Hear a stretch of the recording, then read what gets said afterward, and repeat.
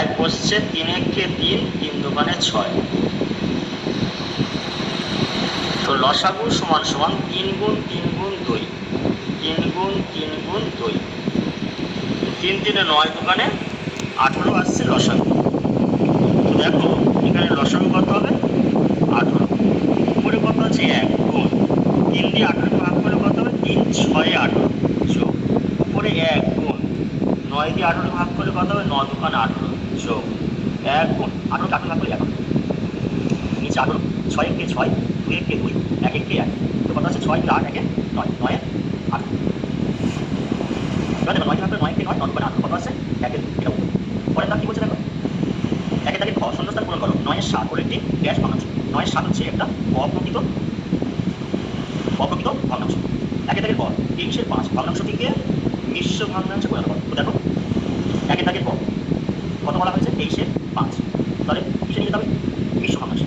তো 5 দিয়ে এই ভাগ করবো, 5 4 20, 3 নামবে, তো 4 গুণ 3 এর 5, দেখো কত হবে 4 গুণ 3 এর 5, ঠিক আছে, এটা হচ্ছে মিশ্র ভগ্নাংশ।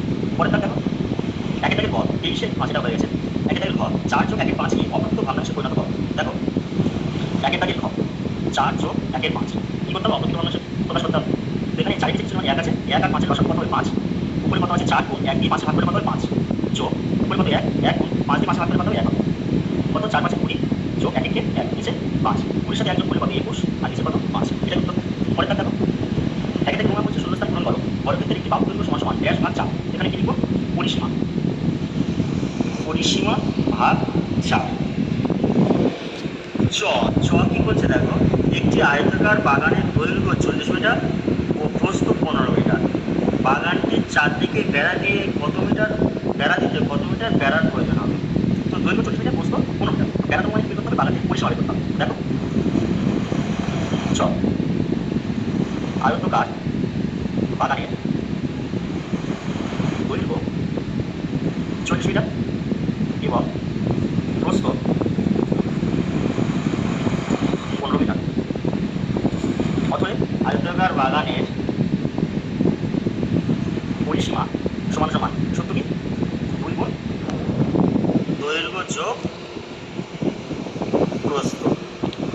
তো 2 গুণ দৈর্ঘ্য কত 40 যোগ প্রস্থ কত 15 মিটার। তো 2 গুণ 40-এর সাথে 15 গুণ করে যোগ করলে হবে 55 মিটার। 55-এর সাথে 2 গুণ 10-এর শূন্য আর দেখি 1 10 11 110, তাহলে 110 মিটার। অতএব বাগানটির চারদিকে বেড়া দিকে 110 মিটার বেড়া প্রয়োজন। বেড়া এটা তো পরে দেখো 6 সরল করো, 6 গুণ 5 গুণ 4,